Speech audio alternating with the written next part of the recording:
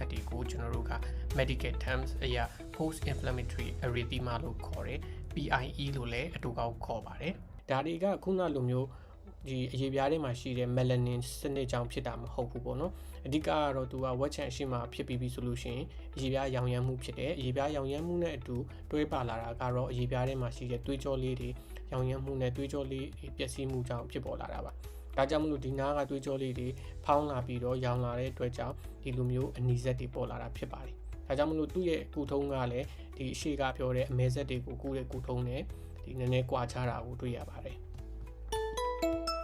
များတော့အဖြစ်ဒီအနီးစက်တွေကကျွန်တော်တို့အသားပြူတဲ့သူတွေမှာပို့ပြီးတော့တွေ့ရတာများတယ်အဓိကဒီအနီးစက်ကလေးတွေကဒီတိုင်းထားရမယ်ဆိုလို့ရှိရင်လည်းတဖြည်းဖြည်းနဲ့3လသို့မဟုတ်6လဝန်းကျင်တောက်ဆိုလို့ရှိရင်တဖြည်းဖြည်းချင်းနဲ့ပြန်လည်ပြီးတော့ကောင်းမွန်သွားတာပျောက်ကင်းသွားတာလည်းရှိပါတယ်ဒါပေမဲ့အဲ့ဒီနေရာမှာကျွန်တော်တို့က skin care သုံးမယ်ဆိုလို့ရှိရင်တော့ကျွန်တော်တို့က